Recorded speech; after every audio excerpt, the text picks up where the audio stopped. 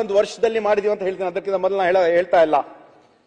ಜಯದೇವ ಹೃದಯ ರೋಗ ಆಸ್ಪತ್ರೆ ಡಿಸೆಂಬರ್ 22, 2024ರಲ್ಲಿ ಸುಮಾರು 182 ಕೋಟಿ ಇರತಕ್ಕಂಥ ವೆಚ್ಚದಲ್ಲಿ ಅದರ ಒಂದು ಉದ್ಘಾಟನೆಯೂ ಕೂಡ ನಮ್ಮ ಮಾನ್ಯ ಮುಖ್ಯಮಂತ್ರಿಯು ಹಾಗೂ ನಮ್ಮ ಎಐಸಿಸಿ ಅಧ್ಯಕ್ಷರು ಸನ್ಮಾನ ಮಲ್ಲಿಕಾರ್ಜುನ್ ಖರ್ಗೆ ಸಾಹೇಬರು ಬಂದ್ ಮಾಡಿದ್ರು.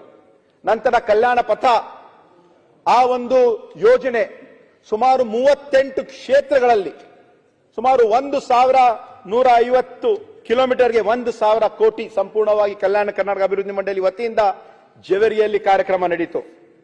ತಾಯಿ ಮತ್ತು ಮಕ್ಕಳ ಆಸ್ಪತ್ರೆ ಇಂದಿರಾ ಗಾಂಧಿ ಆಸ್ಪತ್ರೆ ಇದೆಲ್ಲ ಏಪ್ರಿಲ್ 16ನೇ ತಾರೀಕಿಗೆ ಅದರ ಒಂದು ಕಾರ್ಯಕ್ರಮವು ಕೂಡ ಕಲಬುರಗಿಯಲ್ಲಿ ನಡೆಯಿತು.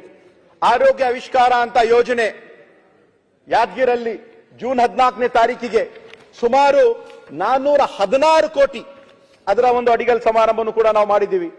ದಶಮಾನೋತ್ಸವ ಸಮಾರಂಭ ರಾಯಚೂರಲ್ಲಿ ಜೂನ್ 23ಗೆ ತಾರೀಕು ನಡೆಯಿತು.